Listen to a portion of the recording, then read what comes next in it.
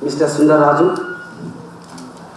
the buds, senior and junior, distinguished invitees, media, colleagues, ladies and gentlemen.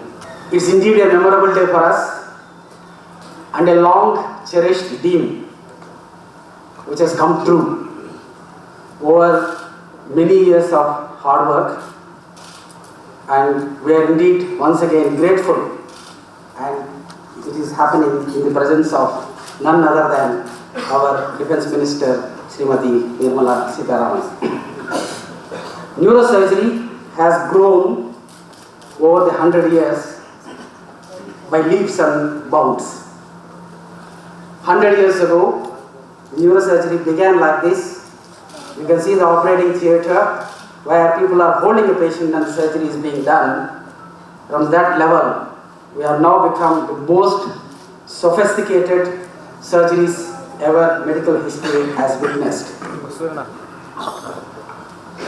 As a result, even when I am in the training process 3 decades ago, because of lack of technology, we used to operate with a naked eye, with a light source and attached to the head. We have to open literally almost one half the head to see the brain and to operate. What made the difference to all of us to reach what we are today is the technology. In that way, there is a lot of similarity between the defense and the neurosurgery. Defense is interested in the safety of this country. We are interested in the absolute safety of our patients as well as their brains. When there is a large tumor in the brain, the structure of the brain can get so distorted, and when the terrain can become so difficult for us, unknowingly we can land into areas where it is unwanted.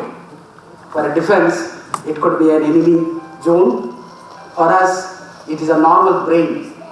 And you know, every part of the brain is so precious, damaging that can have its long-term consequences. So it's mandatory that we use every technology to see that the brain is protected. One such great invention is the operating microscope.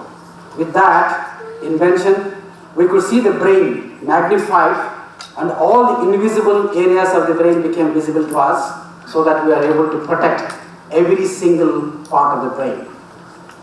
But a situation like this, where a tumor is situated way deep inside the brain, poses several challenges to us. One of them, however strong the individual's mind is, the brain is always soft. So when we attack the brain to touch the tumor like this, retracting the brain to reach the deep depth is nothing like disrupting the entire system, which is not acceptable. So for several years, we have left these tumors as areas as no-fly zone in the brain. No sooner we realize that there is physics and mathematical principles which can be applied in a 3-dimensional place. If you want to reach a target, you can have an x-axis, y-axis and z-axis. By having the 3 definite measurements as well as the angles, we can reach the point with certainty. That's how this stereotactic came from the word Greek, like stereo means 3-dimensional, and the taxis is an arrangement to reach that point accurately. Over the years, many scientists across the globe have tried several methods of designing these instruments, which gets attached to the head during the surgery, and which will help us navigate through the brain to reach the point of certainty. However, all of them have a difficult designs, difficult calculations, which a neurosurgeon cannot comprehend, and there could be many errors. But however, with the continuous development of these different frames, we were confidently able to take a biopsy from a deep-seated brain tumor. Similarly, could remove a blood clot of this size with a single probe. So the neurosurgery, which has become like a macrosurgery, became a microsurgery with microscope, and then with the stereotactic, it became a keyhole surgery. Later on, the advent of computed tomography as well as magnetic resonance imaging gave us the instant calculations, identification of the target with precision, and giving all the calculations instantly with the aid of a computer. Now, with the fusion technique of both MR image and the CT scan image, the precision has become much more, the speed has become much more, which made the neurosurgeons absolutely confident to reach any part of the brain with 1 millimeter precision and accuracy. That has introduced several treatments in the brain. The more notable is the Parkinson's disease, which is like a pacemaker. We put in a small nucleus at the depth of the brain without any fear, and we are also able to record the electrical activity of the different parts of the brain with confidence. So it has led to the relief of many neurological conditions which was otherwise thought as incurable in the past. One of them is the Parkinson's disease, dystonia, chronic uncontrollable epilepsy, persistent pain not responding during the treatment, as well as chronic depression. Over the time, we have gold standard stereotactic frames which are imported in this country. One is the standard Lexel frame, which the Lexel is one of the innovators of this concept. And then we have the Crown Robertson Wells frame. Now the biggest trouble is, it is only the hardware. It has got many attachments, tools and software. Each one of them comes with a cost. If you look at every single component that comes with that, apart from the software, the entire cost is ranging from 1 crore to 1.5 crores. And any expensive gadget like this, the reflect of the entire cost is going to be under the cost of the treatment as well. So what motivated us to do this initiative today is that primarily is my patients who suffer from the Parkinson's disease, and they continue to suffer the lifelong. They need to take treatment, and whenever we talk to them, update them about the current standard of treatment like deep brain stimulation, they all know about it, inquire about it, but they cannot avail this treatment in this country because of the one single reason, affordability. The next inspiration which came from is from my students. After 6 years of relentless education and training after the medical school, when they go out to practice independently, managements of the hospitals do not have confidence to invest 1.5 crores on them. And over a period of time, if they don't operate these techniques and use for a longer period of time, their competence as well as the confidence goes down. So we have 3 challenges here. One is affordability of my patients, confidence in managements to invest, and thereby maintenance, the competence and tech skill of my students. And when I pose this challenge to Mahalasa Technologies, which are already into building, developing some of the small innovations like self-retaining retractors for the brain, head fixation frames and holders, and endoscopic holder and skull traction pranks for several years. They took this challenge with open arms, and that has been a great propelling force for me to build this 3DR stereotactic frame today. And having taken this challenge, it was not an easy go. We had to work many days, toil the days, and burn many nights of midnight oil, and eventually we are so happy today that we are able to bring this a complete 3DR stereotactic frame, not only the frame and every single attachment that goes with it that can be used for many surgeries of neurosurgery, which is not only a completely indigenous frame which is built. It's a pride moment for the Bengaluru city that is completely developed in Bengaluru city, both the hardware as well as the software. And it is such a versatile frame, it can be used with a CT scan alone, with an MRI alone, or a combination of both CT as well as MRI. It's a lightweight for the patient to hold on the head, as well as the surgeon to use, very friendly. Very easy software that no one need to be an engineer to use this during the operating theatre, and therefore all the neurosurgeons, the learning curve is very minimal. The moment they get qualified as a neurosurgeon, they can use this without any hesitation and with all the competence. And the localizer frames are so developed that one of the biggest problems for these patients is the claustrophobia. They refuse to get into the MRI gantry, which is avoided. Now, The first stereotactic surgery for Parkinson's disease I have done in 1988. And from that today is a great learning which I have seen over the 25 years. And we have to learn stereotactic surgery all said and done is not so easy because we are operating in a brain through a keyhole. Many things can go wrong. We need to be vigilant and make sure every step is correct while doing this surgery. So one of the simplest things is marking the right, left and anterior, posterior so that we can blindly fix the frame without thinking, looking at the markings. The next, removal of negative calculations. So positive, negative, sometimes if you go wrong in the calculations, the entire procedure has to be redone. So that has been avoided by this.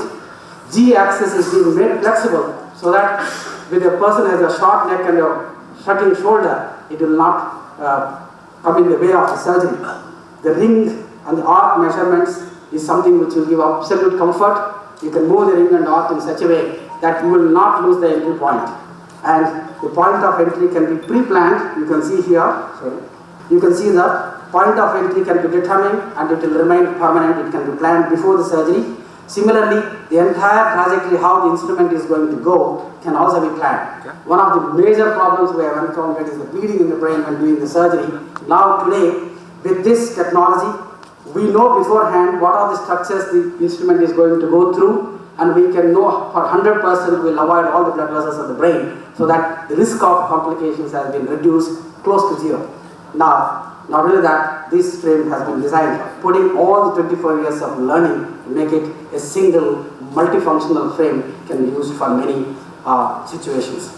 Now this is how it works. The patient will be conscious and we take this frame and fix it onto the head to get that perfect fiducials in position, and it is done under local anesthesia at this point of time. We give a scalp block in such a way that it will not cause any pain. Our anesthetists are very adept in that, and we fix this very comfortable fiducials, which is compatible for both CT scan as well as for the MRI scan.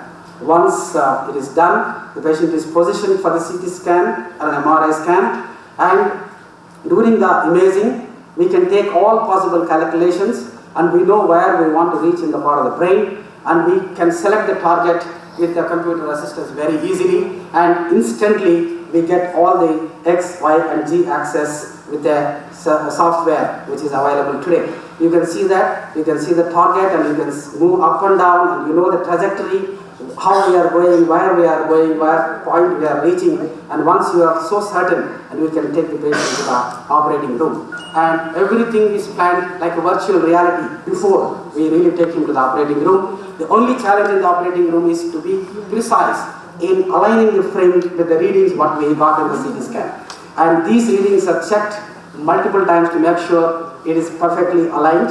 And once the frame is sitting in the position, we make a small keyhole through which we pass an instrument into the required target with absolute precision. And that's the frame which is being fixed here in the operating room here. And once it is fixed in position, that's the arc angle which can be calculated and remains fixed. And even if you move it up and down, the entry point will remain certain. So that's the confidence we can get. And this is such a tiny hole we make there, and then we pass the instrument right into the brain, and it's the depth and the trajectory is so calculated before that it will certainly reach the tumor there. And once we reach the tumor, we have a special device to take a piece of tumor for the biopsy. You can see there's biopsy being done and it's taken out. And this tissue is collected in a specialized solution, and this is going to be sent for the histopathology report, and based on the report, the entire treatment of the patient can be planned. Now the surgery is over. So that is so simple and so effective. Similarly, for the Parkinson's disease, the brain looks normal, but we need to reach a specific nucleus which is just 3 millimeters. It is called subthalamic nucleus of the brain. And what we do, we identify the nucleus. Similar procedure, we calculate everything and identify our target. And once we are certain about the target, we get the X, Y, Z calculations, and we fix the frame in the operating theatre, and we pass 5 micro electrodes into that area. every part of the brain has a specific electrical activity which can be recognized. The nucleus is recognized by a well-known specific electrical activity which acts like a signature for that nucleus. That is how we make sure 100% that we are in that nucleus, because it is just 3 millimeters. We need to be doubly sure before we place any implant into that position. Now, having checked with that microelectrode, we pick up the electrical activity of the brain from the depth of that nucleus, which is seen here very clearly, which almost acts like a signature for us. Once we see that electrical activity, we are 100% sure that we are on the desired position. And now we put this permanent cable inside, that is nothing but like a pacemaker, which has got multiple electrodes, which the frame is confirmed with radiography, and then we detach the frame.